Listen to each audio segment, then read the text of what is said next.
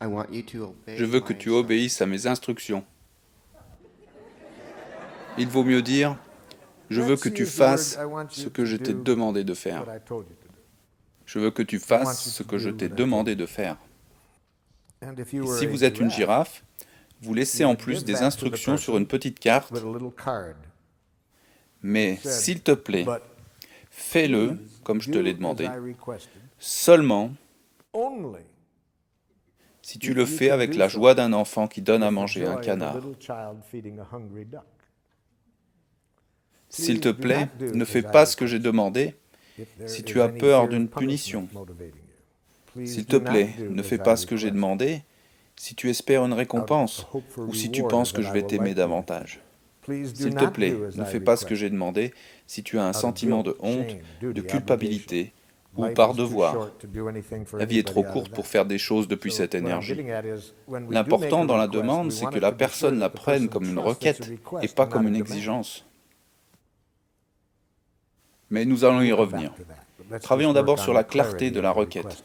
Quelle est votre requête? Je veux que tu fasses ce sur quoi nous nous sommes mis d'accord. Laisse-moi de l'espace pour finir ma pensée. Donne-moi de l'espace, c'est trop vague. Laisse-moi...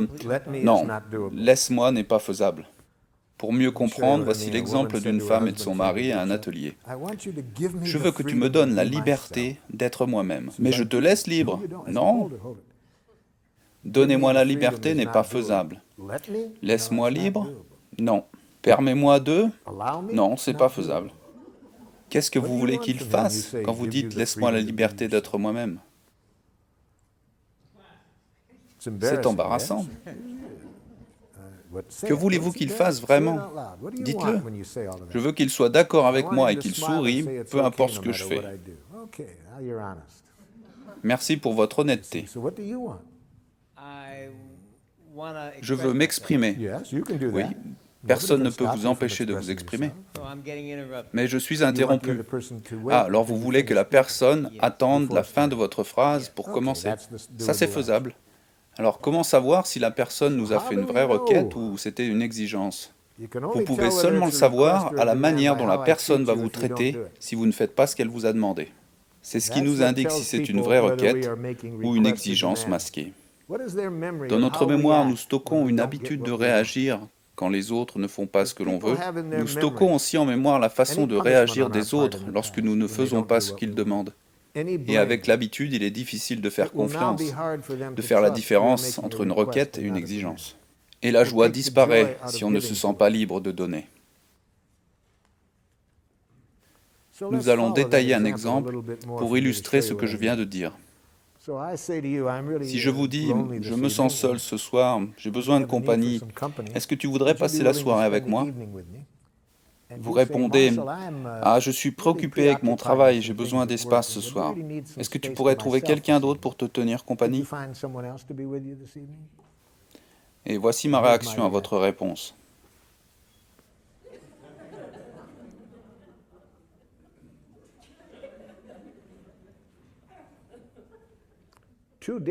Deux jours plus tard,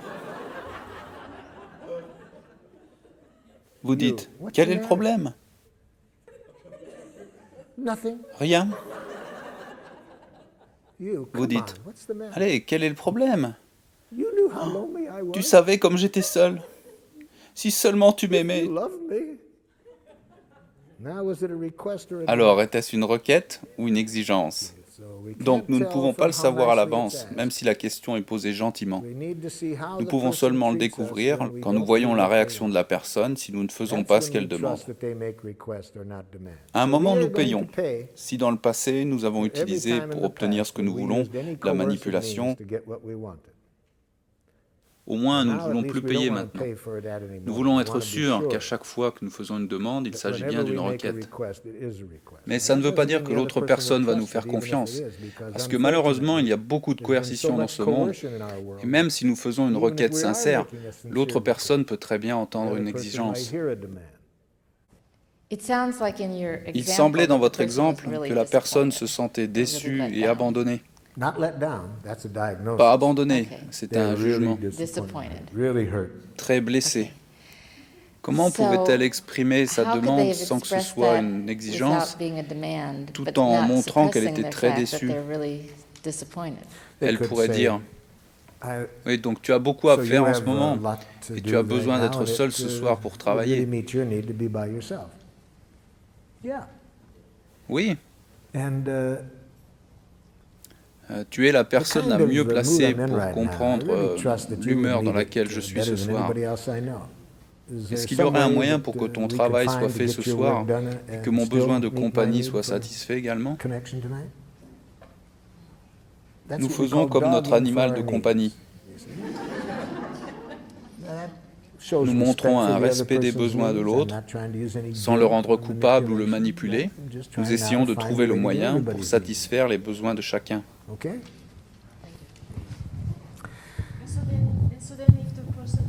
Et si elle ne trouve personne pour le tenir compagnie ce soir-là, si elle ne trouve personne pour le tenir compagnie, ça ne sera pas un problème.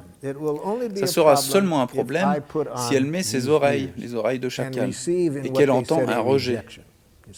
Si j'entends un rejet, c'est ça le problème. Vous pouvez dire « je suis déçu » tant que vous ne dites pas « tu m'as déçu ». Et il faut continuer après avoir dit « je suis déçu ». Je suis déçu. C'est juste une autre façon de dire « tu m'as déçu ». Après avoir exprimé le sentiment, nous devons aller jusqu'au bout, jusqu'à la requête. On ne dit pas seulement « je suis déçu ». On prend la responsabilité de demander à l'autre ce que l'on veut. Sachant que l'autre personne a un besoin aussi, que voulez-vous qu'elle fasse pour vous? Les chacals n'aiment pas ce jeu. Ils n'aiment pas prendre la responsabilité de ce qu'ils veulent faire. Ils disent plutôt « si tu m'aimais » ou « s'il était mon ami, s'il n'était pas aussi injuste ». Ils veulent contrôler par la culpabilité ou par la honte.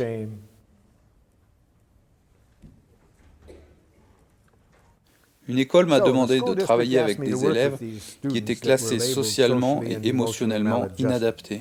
Malheureusement, ils n'ont pas conscience que les étiquettes jouent un rôle négatif.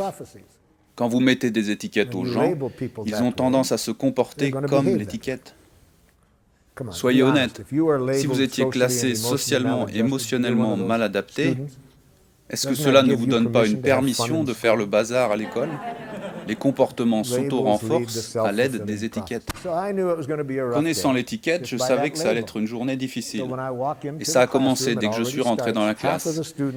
La moitié des élèves étaient aux fenêtres en train de crier des obscénités aux autres dans la cour. J'ai fait alors une requête. Est-ce que tout le monde peut venir s'asseoir? J'aimerais vous dire qui je suis et vous dire ce qu'on va faire aujourd'hui ensemble. Une moitié vient s'asseoir, mais je n'étais pas sûr que l'autre moitié avait entendu. Alors je demande, s'il vous plaît, pouvez-vous venir vous asseoir? Tout le monde vient s'asseoir, à l'exception de 2 jeunes garçons. Pas de chance pour moi, c'étaient les 2 costauds, les 2 plus grands. Et encore, je n'étais pas sûr qu'ils aient entendu. Je priais pour que ce soit un problème d'acoustique. Excusez-moi, est-ce que l'un de vous 2 peut me dire ce qu'il m'a entendu dire? Oui, vous avez dit que nous devons nous asseoir. Vous voyez le problème? Je fais une vraie requête et lui, il entend une exigence. Et alors dit, « Monsieur ». Oui, j'ai appris à dire « monsieur » aux gens avec des biceps comme il avait. Surtout quand il y a un tatouage dessus.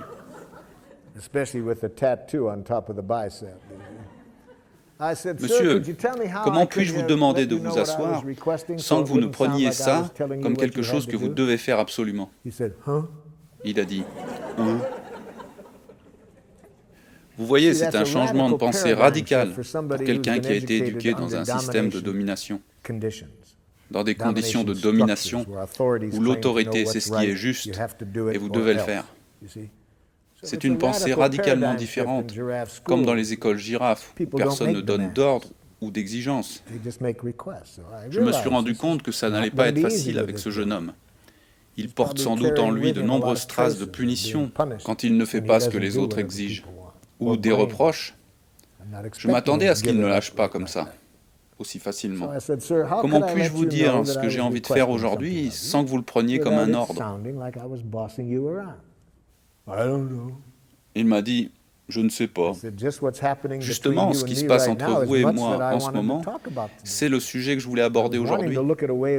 Je veux explorer une interaction entre nous où personne n'a l'impression qu'on lui donne des ordres. Et à un moment, il a eu confiance que ce que je demandais n'était pas un ordre. Et il est venu s'asseoir et nous avons passé une bonne journée en coopérant. Mais tant que l'autre entend notre requête comme une exigence, il a seulement deux choix: se rebeller ou se soumettre. Et cela n'aidera pas à créer une connexion qui amènera du bon pour les deux parties. La différence n'est pas dans la gentillesse avec laquelle la requête est posée, mais dans la façon dont je vais vous traiter si vous ne faites pas ce que je veux.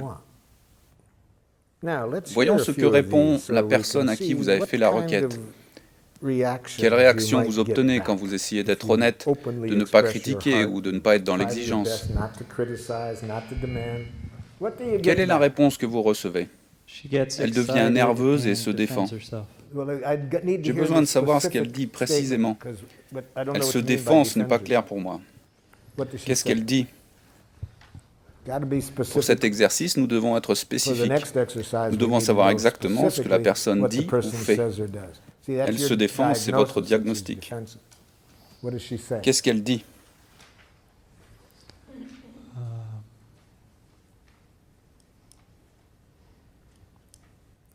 Certaines choses arrivent et je ne suis pas prête à partir à l'heure prévue. Des fois, certaines choses arrivent et je ne suis pas prête à partir à l'heure prévue. C'est ce que la personne dit. Je ne peux pas faire cela car j'ai du mal à me sentir en confiance avec mes partenaires. Je ne peux pas faire cela car j'ai du mal à me sentir en confiance avec mes partenaires. Vous voulez la réponse de l'autre? Oui. Qu'est-ce qu'a dit l'autre personne? Rien de ce que je fais n'est assez bien pour toi. Rien de ce que je fais n'est assez bien pour toi.